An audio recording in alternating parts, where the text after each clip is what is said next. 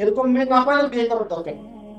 একা থাকে বোঝা লাগে, জিন্স আর গেঞ্জি পরা মেয়েকে বিয়ে করেন, জীবনটা আপনার জাহান্নাম হয়ে যাবে। দাজ্জাল যে সারা ওয়ার্ল্ডকে রুল করবে এবং সে যে হাদিসের সাথে রুটির পাহাড় নিয়ে ঘুরবে, এটা আসলে বাহ্যিক কোন রুটির পাহাড় নয়, এটা হচ্ছে অর্থনৈতিক নিয়ন্ত্রণ। এর ফলে সারা বিশ্বের অন্যান্য মানুষ তার দিকে ঝুঁকে থাকবে, এভাবেই সে ওয়ার্ল্ডকে রুল করতে পারবে। ইকোনমিক নিয়ন্ত্রণ দিয়ে আজকে যাদের হাতে অর্থনৈতিক নিয়ন্ত্রণ তারা আজকে বিশ্বকে রুল করছে। এরপরেও আছে বোগাস একটা মনিটরি সিস্টেম। অনেকদিন বুঝেছি, অনেকের মাথার উপর দিয়ে যায় বোঝে না, তো আমাকে বলে যে আপনি তো গোল্ড দিনার পছন্দ করেন, সিলভার দিরহাম পছন্দ করেন, কাগজের টাকাটাকে বেশি পছন্দ করেন না, তো আপনাকে আমরা মাহফিলে আনতে চাই, মাহফিলে এনে আপনাকে গাড়ি ভাড়া হিসেবে টাকা না দিয়ে চাল এবং সোনা দিতে চাই। তো টিটকারি করবো, মজা করবো আমি। কিন্তু বাস্তবতা হচ্ছে এই, যদি সত্যি সত্যি তাই করতেন আদতে আমি খুশি হতাম। কারণ আমি জানি যে আপনার সিস্টেম চিরদিন থাকবে না সামনে, এবং আপনার পেপার মানিও চিরদিন থাকবে না, বাট আপনার গোল্ড এবং সিলভার আপনার থাকবে ইনশাআল্লাহ। আপনার জমি থাকবে, আপনার গবাদি পশু থাকবে, ব্যবসার ইনভেস্ট থাকবে, গোল্ড এবং সিলভার থাকবে ইনশাআল্লাহ। যেহেতু সে বোঝেনি, নাদান অজ্ঞ, সেহেতু সে মন্তব্য করেছে, কিন্তু মন্তব্য ভালো। যদি আমাকে সত্যি তাই করতে খুশি হতাম, খুশি হতাম, এবং আমি আরো লাভবান হতাম। মাশাআল্লাহ। যদি বলতেন যে আসেন মাহফিলের বিশপ জমি কিনে দিব, আমি বলতাম মাশাআল্লাহ, আজকে তোমার বিশপ জমি দিব মাশাআল্লাহ। মাহফিল আসেন ভাই, টাকা দিতে পারবেন না, আপনি টাকা পছন্দ করেন না, আপনাকে ইয়া দিব, সোনা দিব, কয়েক টাকা কয়েক বলি মাশাআল্লাহ। যাই হোক, শোনেন, শিখেন কিছু। একটা আছে সাস্টেইনেবল অ্যাসেট, আনসাস্টেইনেবল অ্যাসেট। আপনি সম্পত্তি এমন কিছু জায়গায় রেখে দিয়েছেন যেটা সাস্টেইনেবল না, যেটা স্থায়িত্ব সময়ের সাথে সাথে শেষ হয়ে যাবে। আরেকটা সম্পদ আছে সাস্টেইনেবল, যেটা আপনি রেখে দিলে সময়ের সাথে সাথে মান তো কমবেই না, বরং বাড়বে। কথা কি বুঝতে পারছেন? আপনি 100 একর জমি কিনে রাখেন, যদি দেশের অবস্থান টিকে থাকে, অর্থনীতি সচ্ছল থাকে, স্বাবলম্বিতা থাকে, ওই জমির মানকে আগামী 50 বছরে কমবে না বাড়বে? এটা বোঝার জন্য পিএইচডি করার দরকার আছে। আপনার বাসায় ধরেন কিছু গোল্ড আছে, আপনার স্ত্রীর অলংকার আছে, সোনা রূপা ইত্যাদি, এই অলংকারগুলোর মান কি কমে যাবে? দাম কমে যাবে? এবার আপনার বাসায় আপনি রেখেছেন 50 লক্ষ টাকা, 50 লক্ষ টাকা ইলেকট্রনিক টাকাই হোক আর কাগজের টাকাই হোক রেখেছেন। এই 50 লক্ষ টাকা উপার্জন করতে আপনার 1 বছর সময় লেগেছে, কথার কথা, ঠিক আছে? 1 বছরে 50 লক্ষ টাকা উপার্জন করেছে, রেখে দিলেন ওই অবস্থাতেই। এটা আনসাস্টেইনেবল, কিন্তু আপনি কিন্তু সাস্টেইনেবল রূপান্তরিত করেননি, এভাবে রেখে দিয়েছেন। কারণ চলতে ফিরতে লাগছে আমার, এটা তো মুদ্রা। আচ্ছা, রেখে দেন 10 বছর 20 বছর রেখে দেওয়ার পরে আপনি সেটাকে বের করেন। ওই যে মানি যেটাকে আপনার উপার্জন করতে 1 বছর লেগেছিল, আপনি দেখবেন আপনার 50 লক্ষ ক্যাশ টাকার মান আর 50 লক্ষ নেই, বরং কিছুটা কমে গেছে, 40 লাখ টাকায় চলে আসছে। তখন 50 লাখ টাকা দিয়ে যদি আপনি 50 শতক জমি কিনতে পারতেন, আপনি 20 বছরের ব্যবধানে পাচ্ছেন 40 শতক জমি। আপনি মান হারাচ্ছেন, কিন্তু মান হারাচ্ছেন ভালো কথা বুঝলাম, ওই যে 50 লাখ টাকা উপার্জন করতে আমাকে যে শ্রমটা দিতে হয়েছে, যখন এটার মান অর্ধেক হয়ে গেল, আমার অর্ধেক শ্রম তো চলে গেল। কথা বোঝেন নাই? পরিশ্রম করতে হয়নি, টাকার উপার্জন করতে পরিশ্রম করতে হয়নি। দৈনিক 12 ঘন্টা করে পরিশ্রম করে আপনি 50 লাখ টাকা আর্ন করেছেন 1 বছরে।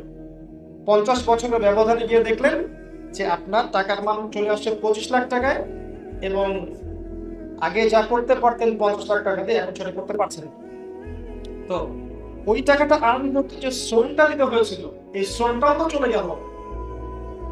আমি যদি আপনাকে বলি যে আপনি আমার ফার্মে কাজ করেন, 1 বছর কাজ করবেন, কিন্তু আমি আপনাকে 6 মাসের স্যালারি দিব, নিশ্চয়ই করবেন?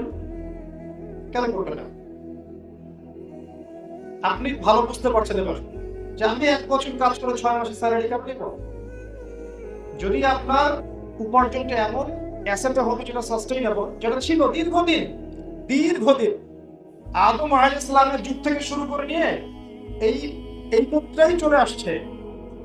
আপনি নবীদের যুগ ঘেঁটে দেখেন, রাসূল সাল্লাল্লাহু আলাইহি ওয়াসাল্লামের যুগ ঘেঁটে দেখেন, সাহাবায়ে কেরামদের যুগ দেখেন, তাবেঈনদের যুগ দেখেন, সালফে সালেহিনের যুগ দেখেন, এমনকি যে অটোম্যান এম্পায়ারটা ডিফিট হওয়ার আগের 100 বছর দিকে তাকিয়ে দেখেন, 1800 শতাব্দী পর্যন্ত 1800 সাল পর্যন্ত ওই মুদ্রাই ছিল। তো ওই মুদ্রাই ছিল যেটা এখন নাই, হারাম করে দেওয়া হয়েছে। আপনি চাইলেও সেটা দিয়ে কিছু করতে পারবেন। এখন যদি আপনি আপনার এই 50 লাখ টাকায় বেতন না পেয়ে আপনি যদি স্বর্ণ মুদ্রায় বেতন পেতেন, কথার কথা বলছি, কথার কথা, যে আপনি ক্যাশে বেতন না পেয়ে স্বর্ণ মুদ্রায় বেতন পেয়েছেন, 50 দিনার পেয়েছেন। কয় দিনার? এই 50 দিনারের মান কি বলতো 6 মাস পরে, 6 বছর পরে, 60 বছর পরে, 100 বছর পরে? বুঝতে পারি না কোনটা সাস্টেইনেবল, কোনটা আনসাস্টেইনেবল। আমি আপনাকে বলে দেই, ইউরোপিয়ান সিভিলাইজেশন তারা ক্ষমতা যখন পেয়েছে তখন মার্কেট থেকে গোল্ড দিনার, সিলভার দিরহামকে ব্যান করে দিয়েছে। এটা মুসলমানরা করে নেই। কারা করেছে? তারা করেছে। এই কাজ তারা যখন করেছিল ব্রিটিশ পিরিয়ডে, তখন আমাদের পাক ভারত উপমহাদেশের যারা ওলামায়ে কেরাম ছিলেন তারা প্রতিবাদ জানিয়েছিলেন। কি করেছিলেন? প্রতিবাদ জানিয়েছিলেন। আমরা গর্ব করি আমাদের সাবকন্টিনেন্টের ওলামায়ে কেরামদেরকে নিয়ে। তারা গর্ব করেছেন, তারা প্রতিবাদ করেছেন এবং তারা এর বিরুদ্ধে কিন্তু বিদ্রোহ করেছেন। কিন্তু ওটা কালের বিবর্তনে হারিয়ে গেছে, এটা এখন নাই। শুধু এতটুকু বোঝানোর জন্য বললাম, ওই যে জাহিলিয়াতের সুদ, ওই সুদ এখনো চলছে এভাবেই, এবং এভাবেই আপনার পুরো সিস্টেমটা পরিচালিত হচ্ছে এবং আপনার টাকার মান নির্ধারিত হচ্ছে। এতে করে মুসলিমরা দিন দিন সম্পত্তি হারাচ্ছে। শুধু মুসলিমরাই নয়, পৃথিবীর সমস্ত মানুষ যারা ওদের দাসত্ব করবে না, সবার সম্পত্তি আস্তে আস্তে আস্তে রক্তের মতো চুষে ফেলবে। কথা হয়তো বুঝতে পারছেন না, আমি শুধু এতটুকু বলছি যে একটা বিষয় জেনে রাখলেন, খালি একটা জ্ঞান ছিল, জ্ঞানটা জেনে রাখলেন। এই জ্ঞান দিয়ে হয়তো এখন কিছু করার নাই, আপনি চাইলে কিছুই করতে পারেন, জেনে রাখলেন। এই যে মদ হারাম, জানেন না? জানেন না? কিন্তু মদ যে মানুষ বেধারসে খাচ্ছে, আপনি কি চাইতে পারবেন? কোন আইন দিয়ে এটাকে বন্ধ করতে পারবেন? এখন পারছেন না। মদের যেসব দেশে মদের লাইসেন্স দেওয়া হয়, আপনি চাইলে বন্ধ করতে পারবেন? পারবেন। কিন্তু আপনি জানেন যে মদটা হারাম, জানেন না? জানেন যে অপরাধ। আচ্ছা, আপনি জানেন না যে বেশ্যাবৃত্তি হারাম বা পতিতাবৃত্তি হারাম? জানেন না? আপনি জানেন যে হারাম, কিন্তু আপনি যেখানে যেখানে পতিতালয় আছে এগুলোকে বন্ধ করতে পারছেন? পারছেন? পারছেন। আপনি জানেন যে এটা হারাম। আপনি জানেন যে রিবা বা সুদ হারাম, আপনি এটাকে বন্ধ করতে পারছেন। জেনে থাকা জানার কি অপরাধ? এই যে সিস্টেমটার কথা বললাম, এটা জাস্ট জেনে রাখলেন, এই সিস্টেমটা এমন করে চলছে, আপনি এখন কিছু করতে পারবেন। কে করবে? কে করবে? ইনশাআল্লাহ তাআলা ঈসা ইবনে মারইয়াম, ইনশাআল্লাহ তাআলা ইমাম আল মাহদি করবে ইনশাআল্লাহ। যখন ওই যুগ আসবে তখন এগুলো থাকবে না ইনশাআল্লাহ। যখন ওই যুগ আসবে এগুলো থাকবে না ইনশাআল্লাহ। এতটুকু বলছি, ওই যে রিবা কেন্দ্রিক জাহিলিয়াত এখন সারা বিশ্বে এভাবে ছড়িয়ে গেছে। এটা একটা জায়গায় সীমাবদ্ধ নেই, সমস্ত জায়গায় ছড়িয়ে গেছে। এবার আসেন মাদক, ওই জাহিলিয়াতের মাদক এখন সারা ওয়ার্ল্ড ওয়াইড ছড়িয়ে গেছে না? বিশ্বের প্রত্যেকটা দেশ মাদকের মধ্যে আক্রান্ত না? স্পেশাল যুব সমাজ মাদক আসক্ত না? সিগারেট থেকে নিয়ে ইয়াবা পর্যন্ত মাদক নয় কি? মাদক নয়? মাদক সেবনের ফলে যুবকদের হিতাহিত জ্ঞান হারিয়ে যাচ্ছে না? এরা মার্ডার করতে ভয় পাচ্ছে না, জেনা করতে ভয় পাচ্ছে না, জীবনটাকে অহেতুক বিলিয়ে দিতে ভয় পাচ্ছে না। মাদক সেবন করে তারা হারামে লিপ্ত হচ্ছে, হারাম মিউজিক করছে, হারাম জেনা করছে, পর্নোগ্রাফিতে আসক্ত হচ্ছে, জুয়া খেলছে, ক্যাসিনো খেলছে, করছে না? এই যে মাদক, এটা জাহিলিয়াতের সুন্নাহ। খেয়াল করে দেখেন, জাহিলিয়াতের সুন্নাহ। তারপরে আসেন নারীর অবমাননা। ওই জাহিলিয়াতের নারীর যে অবমাননা এখনকার বিশ্বে নাই। নারীদের পণ্য বানানো হচ্ছে না, নারীদের জিন্স আর গেঞ্জি পরে ঘোরানো হচ্ছে না, নারীকে নগ্ন পোশাক পরে প্রগতির নামে বাইরে বের করা হয়নি। আমরা মুসলিমরা অনেক সময় ধর্মের নামে ওদেরকে সম্পত্তি থেকে বঞ্চিত করছি না? অনেকেই আছি আমরা যে বোনকে সম্পত্তি দেয়নি, আছি না? আছি, আমরাও কিন্তু কম না। নারীরা শিক্ষায় শিক্ষিত হবে, তাদের জন্য কি সবাই সঠিক পরিবেশ তৈরি করতে পারছি? বলো তো, বাসায় স্ত্রী, আমাদের কন্যা সন্তান, আমাদের মা বোনরা দিন শিখবে, সবার কি অ্যাক্সেস আছে? চাইলেই পারে? আচ্ছা, হ্যাঁ, চাইলে তারা মার্কেটে যেতে পারে, বাজার করতে পারে, চাইলে তারা অনেক কিছু করতে পারে, বাট আমরা দিন শেখার ক্ষেত্রে তাদেরকে কি সেই রকম সুযোগ দিতে পেরেছি আদৌ যেমন দেওয়া উচিত ছিল? আচ্ছা, বাদ দেন, নারীর ফেমিনিস্ট রেভলিউশন চলছে না? নারী পুরুষের জায়গায় পুরুষ নারীর জায়গায় হচ্ছে না? মেয়েরা মডেলিং করছে না, ব্লু ফিল্ম করছে না, পর্নোগ্রাফি আসলে হচ্ছে না, মেয়েরা বেলাল্লা পড়ায় অশ্লীলতা লিপ্ত হয়ে ইজ্জত খোয়াচ্ছে না, ফ্রি মিক্সিং, নারী পুরুষের ফ্রি মিক্সিং বাড়ছে না, ছেলে মেয়ে অবাধে জেনা করছে না, করছে না, ধর্ষণ বাড়ছে না, ব্যভিচার বাড়ছে না, পরকীয়া বাড়ছে না। এই যে সমস্যাগুলো হচ্ছে, মেয়েদের বেপর্দা বেড়েছে কি কমেছে? ওই যুগ থেকে বেড়েছে না কমেছে? ওই যে নারীর অবমাননা, ওইটা শুধু ওই যুগে সীমাবদ্ধ ছিল না, এখনকার যুগেও সেটা আছে। আরেকটা বলি, 5 নাম্বার, এরপরে শেষ করছি ইনশাআল্লাহ। 5 নাম্বারটা হচ্ছে গোত্রীয় দ্বন্দ্ব, রক্তক্ষয়ী গোত্রীয় দ্বন্দ্ব। এই যে রক্তক্ষয়ী গোত্রীয় দ্বন্দ্ব আরবে ছিল, বনু মাখজুমের সাথে আপনার বনু হাশিমের কথা কাটাকাটি, বনু তাইমের সাথে বনু আদি, এই যে গোত্রগুলো ছিল, এদের মধ্যে যে একটা ফিকশন ছিল, এটা কি এখনকার বিশ্বে নাই? মুসলিমদের এক দল আরেক দলের সাথে, এক আলেম আরেক আলেমের বিরুদ্ধে, এক পলিটিক্যাল দল আরেক পলিটিক্যাল দলের সাথে, একটা দেশ আরেকটা দেশের বিরুদ্ধে, এগুলো চলছে না? মানে একই সুন্নাহ। খেয়াল করে দেখেছেন যে 5টা কথা বললাম? শিরক, 1 নাম্বার শিরক, ওই যুগে ছিল, এখনো রিবা, সুদ ওই যুগে ছিল, এখনো আরো বড় পরিসরে আছে। মাদক ওই যুগে ছিল, এই যুগে আরো বড় পরিসরে আছে। নারীর অবমাননা ছিল না যুগে, এখন গোত্রীয় হানাহানি ছিল না যুগে, এই যুগে মিলাতে পারছে? 2 চোখ দিয়ে দেখেন, 2 চোখ দিয়ে দেখেন, মিলাতে পারেন? এবার শোনেন, এইরকম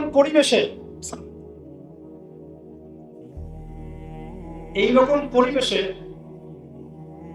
বিশ্বের বুকে আল্লাহ পাক পাঠালেন এমন একজন মানুষকে যার আগেও কোনো গুনাহ নেই, পরেও কোনো গুনাহ নেই, যাকে আল্লাহ পাক জান্নাতুল ফিরদৌস দান করবেন, মাকামে মাহমুদ, যার চরিত্র হচ্ছে উসওয়াতুল হাসানা, যিনি মুসলিমদের জন্য কিয়ামতের মাঠে সুপারিশ করবেন কবিরা গুনাহগারদের জন্য, হাউজে কাউসারে পানি নিয়ে দাঁড়িয়ে থাকবেন। এমন একজন মানুষকে আল্লাহ পাক এরকম একটা সমাজে জন্ম দিয়েছে। তিনি কে? রাসূলুল্লাহ সাল্লাল্লাহু আলাইহি ওয়াসাল্লাম। নিজের পেটের পাথর বেঁধে থেকেছেন উম্মার জন্য, নিজের পেটের পাথর বেঁধে থেকেছেন উম্মার জন্য। পরপর 2 মাস কখনো তার ঘরে চুলা জ্বলে নেই, পরপর 2 মাস টানা প্রত্যেকদিন চুলা জ্বলছে এমন হয়নি। এই যে মাটিতে খেজুর চাটার উপর ঘুমিয়েছেন, রাতে দাঁড়িয়ে ইবাদত করেছেন, পা ফুলে গেছে, রাতের বেলা ডুবতে ডুবতে কেঁদেছেন, যেমন ঘুম থেকে ডক ডক ডক ডক করে শব্দ উঠছে। রাতের বেলা কবর জিয়ারত করেছেন, বলেছেন আমি যদি আমার ভাইদেরকে দেখতে পেতাম। সাহাবীরা বললেন আমরা কি আপনার ভাই নই? তিনি বলেন না, তোমরা আমার সাহাবী, আমার ভাই তারা যারা তোমাদের পরে আসবে, আমাকে না দেখে ঈমান নিয়ে আসবে। যাকে কবর দেখানো হবে, বলা হবে এই ব্যক্তিকে যাকে তোমাদের কাছে পাঠানো হয়েছে। যাকে আল্লাহ উসওয়াতুন হাসানাহ বলেছেন, সর্বোত্তম মানুষ, আমাদের রোল মডেল, এই মানুষটাকে আল্লাহ রাব্বুল আলামিন এই রকম জাহেলির পুরো সমাজে জন্ম দিয়েছেন। দেখেন, এবার তিনি যখন জন্মগ্রহণ করেছেন, জাহেলি যুগে থাকার পরেও কোনোদিনও কোনো জাহিলিয়াতের সাথে লিপ্ত হননি। হয়েছেন? কোনোদিনও না। তিনি কোনোদিনও মূর্তি পূজা করেননি, কোনোদিনও মিথ্যা বলেননি, কোনোদিনও জাহিলিয়াতের কোনো পাপে লিপ্ত হননি। এক পর্যায়ে তিনি হিলফুল ফুজুর তৈরি করেছিলেন। কি নাম? আমি খুব শর্ট করে আপনাকে একটা চিস্ট করবো, এখন এই অংশটা ভালো করে বোঝেন। আমি বুঝাবো আপনাকে এই জাহিলিয়াতগুলো তিনি কিভাবে দূর করেছেন। একটু মনোযোগ দেন, একটু মনোযোগ। প্রথমে হিলফুল ফুজুর তৈরি করেছেন। হিলফুল ফুজুর তৈরি করে চেয়েছিলেন সমাজের সমস্ত অরাজকতাগুলোকে দূর করতে। কিন্তু মনে রাখবেন, একটা সমাজ সংস্কার করতে হলে ওই সমাজের স্রষ্টা আল্লাহর পক্ষ থেকে হেদায়েতের প্রয়োজন আছে না নাই? এই জায়গায় হিলফুল ফুজুর তৈরি করে তিনি চেষ্টা করেছেন। একটা পর্যায়ে তিনি আরো নির্জনতা প্রিয় হয়ে গেলেন। সমাজের এই পাপাচার তার কাছে ভালো লাগছিল না, নির্জনতা প্রিয় হয়ে গেলেন। তিনি ওই যে দাঁড়ে হেরা, সেখানে গিয়ে ধ্যান করতে থাকলেন, আল্লাহকে ডাকতে থাকলেন। কি করলে এই সমাজের মানুষগুলোকে অন্ধকার থেকে আলোর পথে নিয়ে আসা যাবে, তিনি সেই ফিকির করতে থাকলেন। তার সাথী তখন কে ছিল জানেন? একজন মানুষ। তিনি কে? না, খাদিজাতুল কুবরা রাদিয়াল্লাহু আনহা, একজন বিচক্ষণা নারী, মহিয়সী নারী, যিনি রাসূল সাল্লাল্লাহু আলাইহি ওয়াসাল্লামকে এত মহব্বত করতেন যেটা ভাষায় প্রকাশ করতে পারবো না। নবী সাল্লাল্লাহু আলাইহি ওয়াসাল্লামের চরিত্র দেখে তিনি তাকে বিয়ে করেছেন যখন তার বয়স ছিল কত? 40। নবীজির বয়স কত? সুবহানাল্লাহ। যারা নবী সাল্লাল্লাহু আলাইহি ওয়াসাল্লামের চরিত্র নিয়ে কথা বলে, তারা কি কখনো এই কথাটা বলেছে? এই কথা বলতে পেরেছে? বলেনি। তারা বলবে যে আয়েশা রাদিয়াল্লাহু আনহার সাথে বিয়ে হয়েছিল, তখন তার বয়স কম ছিল, তাই না? এই কথা বলবে, কিন্তু এই কথাটা বলবে না। খাদিজা রাদিয়াল্লাহু আনহার বয়স ছিল 40 আর তার বয়স ছিল 25। এটা প্রথম স্ত্রী, একজন টকবগে যুবক কি একজন 40 বছরের মহিলাকে বিয়ে করতে চায়? অনেস্টলি বলেন, আপনি চাইবেন না? কিন্তু নবী সাল্লাল্লাহু আলাইহি ওয়াসাল্লাম এটা করেছেন। এরপরে খাদিজা রাদিয়াল্লাহু আনহা শুরু থেকে শেষ পর্যন্ত তার পুরো জীবনটা, খাদিজা রাদিয়াল্লাহু আনহা যতদিন বেঁচে ছিলেন শুরু থেকে শেষ পর্যন্ত তার এই জান, তার মাল, তার প্রভাব প্রতিপত্তি সমস্ত কিছু মিলিয়ে দিয়ে নবী সাল্লাল্লাহু আলাইহি ওয়াসাল্লামের পাশে থেকেছেন, ছায়ার মতো থাকেন না? এবং আমাদের নবী সাল্লাল্লাহু আলাইহি ওয়াসাল্লামের যত সন্তান সবগুলোই কিন্তু কার গর্ভে? খাদিজা রাদিয়াল্লাহু আনহার গর্ভে। শুধু একজন সন্তান মারিয়া কিপ্তির গর্ভ থেকে এসেছে। যাই হোক, এই খাদিজা রাদিয়াল্লাহু আনহা যখন ইন্তেকাল করেছেন, তখন নবী সাল্লাল্লাহু আলাইহি ওয়াসাল্লাম প্রচন্ড কষ্ট পেয়েছেন। হুসেন বলা হয়, সামনে আসবে। শেষ বয়সে নবী সাল্লাল্লাহু আলাইহি ওয়াসাল্লাম খাদিজা রাদিয়াল্লাহু আনহার কথা বারবার আলোচনা করতেন। একটা ছাগল জবাই করলেও গোশত তার বান্ধবীদেরকে দিয়ে আসতেন। আয়েশা রাদিয়াল্লাহু আনহা একটু রাগ করেছিলেন। তিনি বলেছিলেন যে আপনি সেই স্ত্রীর কথা বারবার আলোচনা করেন, আপনি তাকে বেশি মহব্বত করেন, একটু জেলাসি স্বাভাবিক হতে পারে। তখন নবী সাল্লাল্লাহু আলাইহি ওয়াসাল্লাম বলেছিলেন, আয়েশা, তোমরা খাদিজাকে ভালো মন্দ বলো না। যখন আমার পাশে কেউ ছিল না, যখন কেউ আমার কথা বিশ্বাস করে নাই, খাদিজা আমার কথা বিশ্বাস করেছে।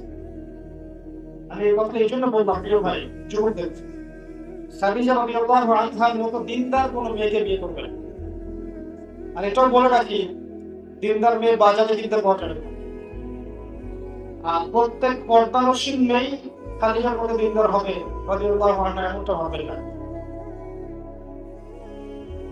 বোরকা পরলেই দিনদার হওয়া যায় না। দিনদারিতা কলিজার ভিতরে থাকে। অতএব দিনদার মেয়ে আল্লাহর কাছে চাইতে হবে, আল্লাহ আমাকে খাদিজা রাদিয়াল্লাহু আনহার মতো তার আদর্শে একটা মানুষ আমাকে দান।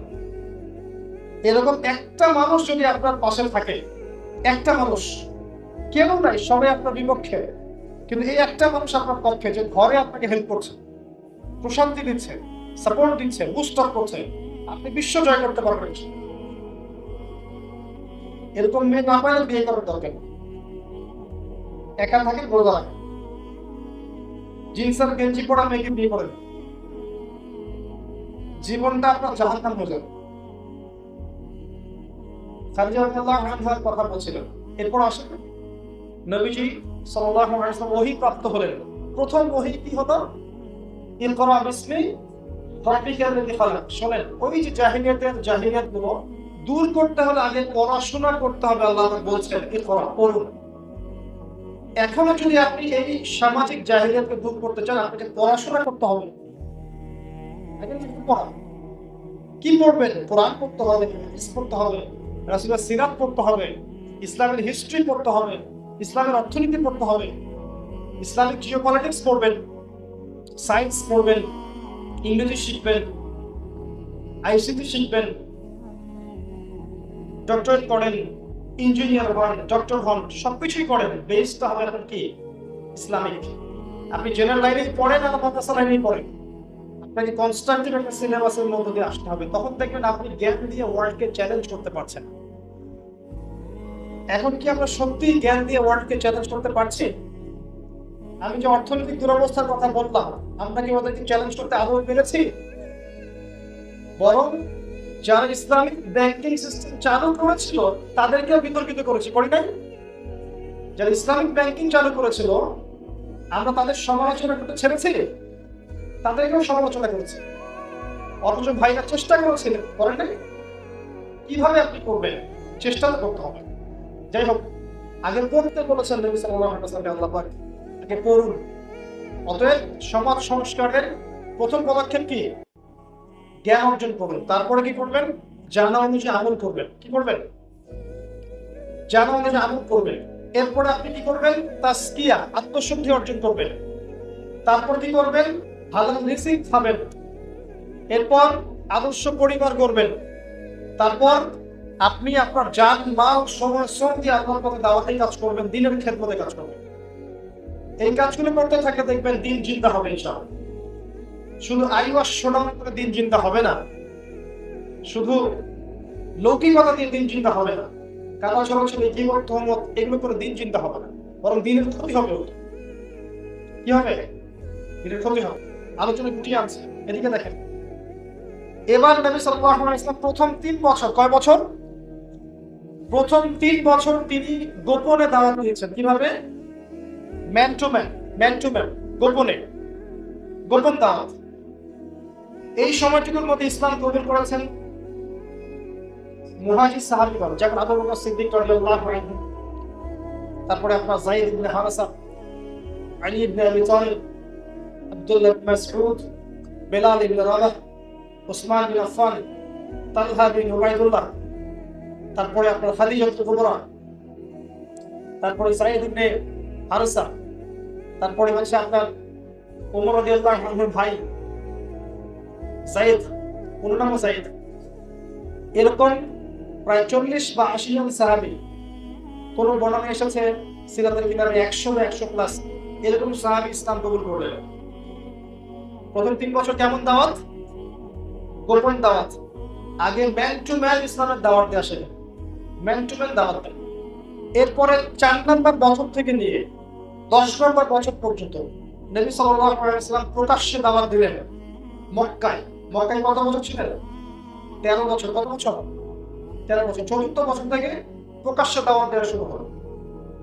যখন প্রকাশ্যে দাওয়াত দেওয়া শুরু করলেন তখন কি হয়? যেটা হচ্ছে এখন, যখন প্রকাশ্যে দাওয়াত দিবেন তখন বাধা বিপত্তি, গীবত, ধমক, শারীরিক মানসিক অত্যাচার আসবে। এটা আসতো নবী সাল্লাল্লাহু আলাইহি ওয়াসাল্লাম করে। এবং মক্কার কুরাইশরা নির্যাতনের মাত্রা বাড়িয়ে দিল, গালি দিতে লাগলো, বলল সাহের, নাউজুবিল্লাহ, কাযযাব, ফায়কুল জামাআ, এটা তো অনেক ভাষা তাকে ব্যঙ্গ বিদ্রুপ করতে লাগলো, সমালোচনা করতে লাগলো, কোরআনকে ঠাট্টা মশকরা করতে লাগলো, সাহাবীদের উপর টর্চার করতে থাকলো, শারীরিক অত্যাচার, মানসিক অত্যাচার, বয়কট করা, আপনার সম্পত্তির অধিকার থেকে বঞ্চিত করা, বাসায় বেঁধে রাখা, এমন কোনো অত্যাচার নাই যা তারা করলো না। এই সময় আল্লাহ পাক প্রথমে 2 জন ব্যক্তিকে হেদায়েত দিলেন। এই 2 জন ব্যক্তি যখন হেদায়েতের পথে আসলো, মুসলিমদের পাওয়ার তখন বেড়ে যাবে। কে কে? একজন হামজা রাদিয়াল্লাহু আনহু, আর একজন ওমর ইবনে খাত্তাব রাদিয়াল্লাহু আনহু। হামজা রাদিয়াল্লাহু আনহু স্বীকার করে আসছিলেন শুনলেন নবী সাল্লাল্লাহু আলাইহি ওয়াসাল্লামকে নাকি আবু জাহেল আঘাত করেছে। এই কথা শুনে তিনি বলেন আফআলা হাদা, আবু জাহেল কি সত্যিই কাজ করছে? তাকে বলা হলো হ্যাঁ, অবশ্যই কাজ করেছে। তিনি ছুটে গেলেন কাবা ঘরে, গিয়ে আবু জাহেলকে কলার ধরে বের করে নিয়ে আসলেন, নিয়ে এসে প্রচন্ড জোরে একটা ঘুষি দিলেন, দিয়ে বললেন রুদ্দাহা ইন ইসতাতা, যদি ক্ষমতা থাকে আমাকে মেরে দেখা। আকুলু মা ইয়াকুল, আমার ভাতিজা যা বলে আমিও তাই বলি। ওয়া আশহাদু আন লা ইলাহা ইল্লাল্লাহ ওয়া আন্না মুহাম্মাদার রাসূলুল্লাহ। এই হলো হামজা রাদিয়াল্লাহু আনহু ইসলাম কবুল করলেন। করে দারুল আরকামে গেলেন, যেখানে তারা দার্স দিতেন। সেখানে গিয়ে নবী সাল্লাল্লাহু আলাইহি ওয়াসাল্লামকে বললেন, ইয়া ইউদাখি, হে আমার ভাতিজা, কুনতু আনসুরকা লিল হামিয়া, আমি তোমাকে এর আগে সাহায্য করতাম রক্তের সম্পর্কের কারণে। আলান, আজকে থেকে আনসুরকা লিল ইসলাম, আমি তোমাকে ইসলামের জন্য সাহায্য করবো ইনশাআল্লাহ। কোনো তোমার ভয় নাই, তুমি কোনো ভয় পেও না, দুশ্চিন্তা করো না। এটা আল্লাহর সুন্নাত। যখন একজন ব্যক্তি হকপন্থী হয়ে দাওয়াতি কাজ শুরু করবে, বাধার উপরতে আসতে থাকবে, তখন আল্লাহ পাক এমন কিছু মানুষকে তার আশপাশে নিয়ে আসবেন যারা দাঁড়ালে এরা আর কথা বলার সুযোগ পাবে। আল্লাহ পাক হামজাদেরকে নিয়ে আসবেন ইনশাআল্লাহ শেষ জামানাতেও। এটা আল্লাহর সুন্নাত। এই দৃশ্য দেখছেন ওমর ইবনে খাত্তাব। ওমর ইবনে খাত্তাব দেখে চিন্তা করছেন যে সমস্ত নষ্টের গোড়াপতি হয় মুহাম্মদ সাল্লাল্লাহু আলাইহি ওয়াসাল্লাম। তাহলে সমাধান কি? আমি একটা তরবারি নিয়ে তাকে হত্যা করে ফেলবো, তিনিও থাকবেন না, এই ইসলামও থাকবে না, এই ঝামেলাগুলো হবে না, তার বক্তব্য। কারণ তখন তিনি কি ছিলেন? একজন অমুসলিম ছিলেন। তবে তিনি একজন সাদা মনের মানুষ ছিলেন, সাহসী এবং পরিষ্কার পরিচ্ছন্ন, যা বলতেন তাই করতেন। বাস তরবারি নিয়ে বের হলেন, রাস্তায় যাচ্ছেন, আপনারা জানেন। কেউ কেউ বলে বড় দুর্বল, কিন্তু এটা সিরাতের অনেক বই পড়ে এসেছে। প্রতিপক্ষে একজন লোকের সাথে দেখা, ওমর কোথায় যাচ্ছ? তিনি বলছেন আমি মুহাম্মদ সাল্লাল্লাহু আলাইহি ওয়াসাল্লাম হত্যা করতে যাচ্ছি। রাজুল, একজন ব্যক্তি ওয়ান টু ওয়ান। তখন তিনি বলছেন আমি তাকে হত্যা করার পরে নিজেকে বনু হাশিমের কাছে সমর্থন করে দিব, তারা আমাকে হত্যা করবে, একটি ফর্ম কে রহ, একদম সব ডিল হয়ে যাবে, কোনো সমস্যা নেই। বুঝতে পারছেন কথা? এবার ওই ব্যক্তি বলছেন আফালা তারজিউ ইলা আহলি বাইতিক, তুমি কি আগে তোমার পরিবারের কাছে ফিরে যাবে না? তোমার বোন ফাতিমা বিনতে খাত্তাব এবং তার স্বামী যায়েদ তারা ইসলাম কবুল করেছে। তার স্বামীর নাম যায়েদ ছিল কিনা আমি ভুলে গেছি, তবে তারা দুজন ইসলাম কবুল করেছে। সাইদ ইবনে যায়েদ শুনতে। তো তিনি গেলেন সেখানে। এবার আর মুহাম্মদ সাল্লাল্লাহু আলাইহি ওয়াসাল্লামের কাছে নয়, এবার গেলেন বাসায় গিয়ে গেটের সামনে দাঁড়িয়ে তিনি শুনছেন ভিতর থেকে গুনগুন শব্দ হচ্ছে। কান লাগিয়ে শুনলেন কোরআনের তেলাওয়াত হচ্ছে। কি হচ্ছে? কোরআন তেলাওয়াত হচ্ছে। তো খাব্বাব রাদিয়াল্লাহু আনহু তেলাওয়াত করছিলেন। তিনি ভিতরে ঢুকে বললেন যে আমি বাইরে থেকে শুনলাম তোমরা কি জানি কথা বলছিলে। তো বোন বলছে না, আমরা কোনো কথা, আমরা তো কিছু তেলাওয়াত করছিলাম না, আপোষের কথা বলছিলাম। তখন তিনি বললেন না, আমি শুনেছি যে তোমরা সাবিঈ হয়ে গেছো। সাবিঈ মানে হচ্ছে ধর্মত্যাগী হয়ে গেছো। ফালা তাকদিবা, মিথ্যা কথা বলবেন আমার সামনে। তো তার বোন আর লুকাতে পারলো না, তিনি জেনে ফেললেন যে বোন আর বোনের প্রতি ইসলাম কবুল করেছে। বাস বোনকেও মাই আর গম্ভীর প্রতিকে কি পিটানি, মায়ের শুরু হলো। এক পর্যায়ে মার খেতে খেতে তারা বলে বসলেন তোমার যা ইচ্ছা করো ওমর, আমরা সাক্ষ্য দিয়েছি যে আল্লাহ ছাড়া কোনো ইলাহ নাই আর মুহাম্মদ সাল্লাল্লাহু আলাইহি ওয়াসাল্লাম আল্লাহর রাসূল। এরপর এই ওমর রাদিয়াল্লাহু আনহু মাথা যখন ঠান্ডা হলো, বসে ওই যে কোরআনের কপি ওই নুসখাটা চাইলেন, পড়তে চাইলেন। তিনি পড়লেন তাহা মা আনজালনা ইলাইকাল কিতাবা লিতাশকা ইল্লা তাযকিরাতান লিমান ইয়াখশা তানজিলান মিম্মান খালাকাল আরদা ওয়াস সামাওয়াতিল উলা আর রাহমানু আলা আরশি ইস্তাওয়া। পড়তে লাগলেন। পড়তে এক পর্যায়ে তার মনটা বিগলিত হয়ে গেল। তিনি পড়ে বললেন, এভাবে বললেন ইয়ানবাগি লিমান ইয়াকুলু হাদা আল্লা ইউ'বাদা মা'আহু গায়রাহু, যে সত্তা এরকম করে কথা বলতে পারে এটা উচিত নয় তার সাথে অন্য কারো ইবাদত করা হবে। কথা বুঝতে পারেন না? যে সত্তা এমন করে কথা বলতে পারে, মানে আল্লাহর কথা বলছেন, যে সত্তা এভাবে কোরআন নাযিল করতে পারে, এটা উচিত নয় যে তার সাথে অন্য কাউকে শরীক করা হয়। তিনি বলেন, খুযুনি ইলা রাসূলিল্লাহি ওয়া আসহাবি, আমাকে আল্লাহর রাসূল এবং তার সাহাবীদের কাছে নিয়ে চলো। তাকে নিয়ে যাওয়া হলো। তিনি দারুল আরকামে গেলেন। সেখানে হামজা রাদিয়াল্লাহু আনহু আগেই ছিলেন। তিনি তাকে কলার ধরে ঢোকালেন ভিতরে। তরবারি নিয়ে আসছো এখানে, এত বড় সাহস! আলা তানতাহি হাত্তা ইউনজিলাল্লাহু বিকা কারিয়া, তিনি বলেছেন, তুমি কি বিরত হবে না যতক্ষণ আল্লাহ তোমাকে শাস্তি এনে দিচ্ছেন? তখন তিনি সেখানে দাঁড়িয়ে নবীর সামনে তিনি বললেন, ইয়া রাসূলুল্লাহ, হে আল্লাহর রাসূল, জিতুকা উমিনু বিল্লাহি ওয়া রাসূলিহি, আমি এখানে এসেছি আপনার প্রতি ঈমানদার হয়ে এবং আল্লাহর প্রতি ঈমানদার হয়ে। ওয়া বিমা জিতা বিহি মিন ইনদিল্লাহ, আর আপনি আল্লাহর পক্ষ থেকে জানিয়ে এসেছেন, এই কোরআনের প্রতি ঈমানদার হয়েই আমি এখানে এসেছি। ওয়া আশহাদু আল লা ইলাহা ইল্লাল্লাহ ওয়া আন্নাকা রাসূলুল্লাহ, আমি সাক্ষ্য দিচ্ছি আল্লাহ ছাড়া কোনো মাবুদ নেই এবং আপনি আল্লাহর রাসূল। দেখেন, হত্যা করতে এসে ইসলাম কবুল করে ফেললেন। নবী দোয়া করেছিলেন, দুইজনের একজনকে আল্লাহ হেদায়েত দেন, আবুল হাকাম ইবনে হিশাম মানে আবু জাহেল অথবা উমর ইবনে খাত্তাব। আল্লাহ ওমর রাদিয়াল্লাহু আনহুকে কবুল করেছেন। ওর ইসলামের দ্বিতীয় খলিফা বানিয়েছেন। হে যুবক ভাই, এই ব্যক্তি আপনার আদর্শ, এই ব্যক্তিরা হচ্ছে আপনার আদর্শ, রোল মডেল, আপনার সুপার হিরো। এরা আপনার সুপার হামজা, ওমর রাদিয়াল্লাহু আনহু। এবার তিনি যখন ইসলাম কবুল করলেন তখন বলছেন, ইয়া রাসূলুল্লাহ, আলাসনা আলাল হক, আমরা কি সত্যের উপর নেই? আলাইসু আলাল বাতিল, তারা কি বাতিলের উপর নেই? তাহলে কেন আমরা গোপনে নামাজ পড়বো, আজকে থেকে প্রকাশ্যে নামাজ পড়বো? এরপর কাবা ঘরে প্রকাশ্যে গিয়ে নামাজ পড়া শুরু হলো এবং স্লোগান দেওয়া হলো মক্কার অলিতে গলিতে, লা ইলাহা ইল্লাল্লাহ মুহাম্মাদুর রাসূলুল্লাহ, একটা মিছিল করা হয়েছে। এই যে প্রকাশ্যে দাওয়াত শুরু হলো, কখন? যখন কিছু শক্তিশালী মানুষ আপনার কথা শুনতে বুঝবে, তখন আপনার ফোন আরো বাড়বে। আল্লাহ এখনো দাওয়াতি কাজ করতে করতে করতে দেখবেন যে একটা রাষ্ট্রের বড় বড় কিছু মানুষ যখন ইসলাম কবুল করে ফেলবে, ইসলামের সঠিক বুঝটা বুঝবে, দেখবেন ইনশাআল্লাহ তাআলা ইসলাম আরো সুন্দর মতো প্রচার হবে। বুঝতে হবে আপনাকে কখন কিভাবে কি কাজ করতে হবে এবং তাদের জন্য হেদায়েতের দোয়া করতে হবে যে আল্লাহ, যারা ঊর্ধ্বস্তর কর্তৃপক্ষ আছে, যারা প্রশাসনে আছে, যারা নেতৃস্থানীয় আছে, এদের মধ্যে যাদেরকে তুমি পছন্দ করো আল্লাহ, ওদেরকে হেদায়েত দান এবং তাদের দ্বারা তুমি ইসলামের খেদমত কবুল করো। তখন দেখবেন ওদের মধ্য থেকে হামজা বের হবে, ওদের মধ্য থেকে ওমর বের হবে ইনশাআল্লাহ। এটাই আল্লাহ পাকের সুন্নাহ। এরকম হয়েছে ছোট ছোট। তারপরে এই যে প্রকাশ্যে দাওয়াত আরো বাড়তে লাগলো, মুসলিমদের সংখ্যা বাড়তে লাগলো। এবার আর কাফেররা এত বেশি আক্রমণাত্মক হতে পারছে না। হামজা আছে, ওমর আছে, কিছু করার নাই। কিন্তু তারপরেও তারা চাপ প্রয়োগ করতে থাকলো। এবার বয়কট করে দিল 3 বছর, কথা বলবো না, ব্যবসা করবো না, বিয়ে শাদী করবো না, একদম সামাজিক বয়কট। ওই যে শিয়ারে আবু তালেব নামে একটা পাহাড়ের পাদদেশ ছিল, সেখানে সাহাবীরা উদ্বাস্তুর মতো থাকতে লাগলেন। এক ঘরে বসেন, এক ঘরে করে দেন বয়কট। 3 বছর,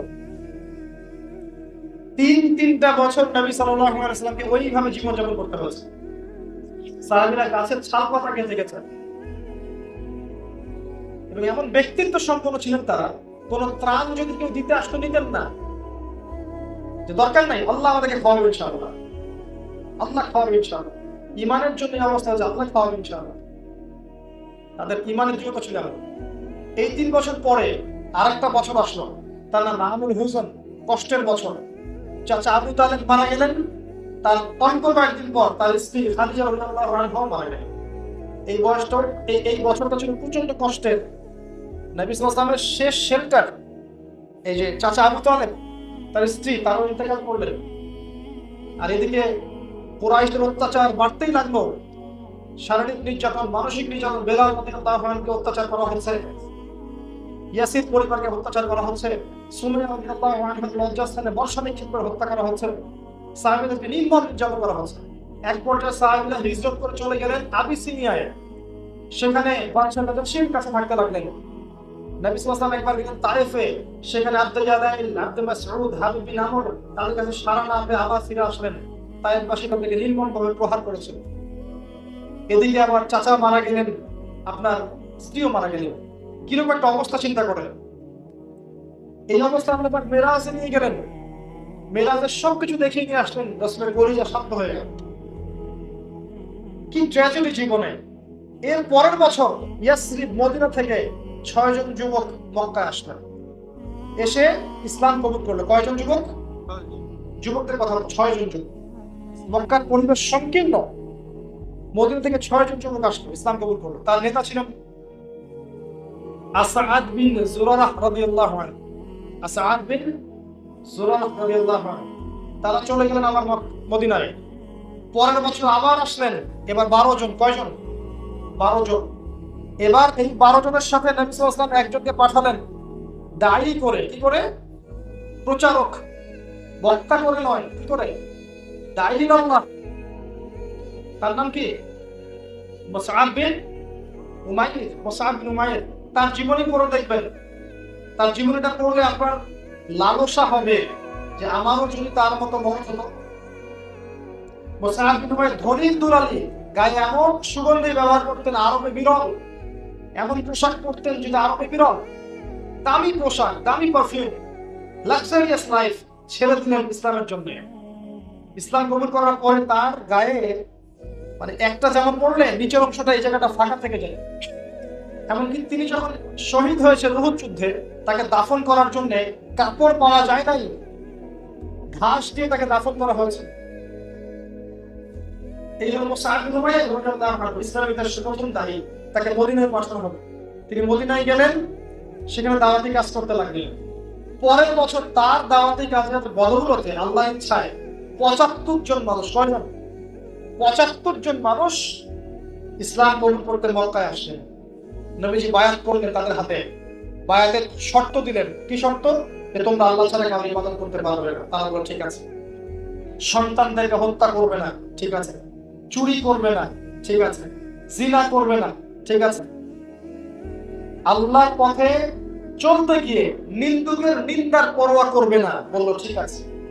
এবং 6 নম্বর, আমি যখন তোমাদের কাছে হিজরত করে যাব, আমাকে সেইভাবে প্রোটেক্ট করবা যেইভাবে তোমরা তোমাদের স্ত্রী সন্তানদেরকে প্রোটেক্ট করো। তারা বলল ঠিক আছে। এরপর তারা বলছেন ফামা লানা ইদা ফাআলনা যালিকা ইয়া রাসূলুল্লাহ, হে রাসূল, এই কাজগুলো যদি আমরা করি আমরা কি পাবো? নবীজি বলেন আল জান্নাহ, তোমরা জান্নাত পাবে। কথা বুঝতে পারেন? জান্নাত পাবে। এবার হিজরতের পালা, আল্লাহর আদেশ চলে আসলো। হিজরত করে নবী চলে গেলেন কোথায়? কোথায়? মদিনায়। সবার আগে সাহাবীদেরকে পাঠালেন, সবশেষে তিনি গেলেন। যখন বের হয়ে গেলেন, আবু জাহেল ঘোষণা করলো জীবিত মৃত ধরে আনতে পারলে 100 উট দিব। কত উট? 100 উট। ওই যে গাড়ির সব উপরে, মাথার উপরে তারা, ঠিক আছে, নিচে তারা দেখে ফেলবে। আপনি উপস্থিত বলছেন ইয়া রাসূলুল্লাহ দেখে ফেলবে আমাদের। তিনি বলছেন লা তাহজান, চিন্তা করো, ইন্নাল্লাহা মা'ানা, আল্লাহ আমাদের সাথে আছে। এক পর্যায়ে তিনি মদিনায় গেলেন। তালা আল বাদরু আলাইনা, এই স্লোগান দিয়ে তারা তাকে বরণ করে নিল। কারা বরণ করলো? আনসারী সাহাবীরা, মদিনার বাসিন্দা। এই যে এবার দেখেন মদিনা নবীজি গেলেন, তারা বরণ করলো, সেখানে মসজিদ নির্মাণ করা হলো, ঠিক আছে। এবং ইহুদিদের সাথে চুক্তি করা হলো, মদিনা সনদ করা হলো। আর আনসার মুহাজিরদের মধ্যে ভ্রাতৃত্বের বন্ধন তৈরি করা হলো। এই যে জামা হয়ে গেল, একটা জামা পেলাম, একটা ইমারা হলো, একজন আমির নেতা পেলাম, একটা স্টেট পেলাম। এই যে পররাষ্ট্রনীতি তখন অ্যাপ্লাই করতে পারবে না, পুরো একটা রাষ্ট্রীয় কাঠামো তখন হয়ে গেল। কথা বুঝতে পারছেন? রাষ্ট্রের জনগণ আছে, সার্বভৌমত্ব আছে, ভূখণ্ড আছে এবং গভর্নমেন্টও আছে, একটা রাষ্ট্র হয়ে গেল।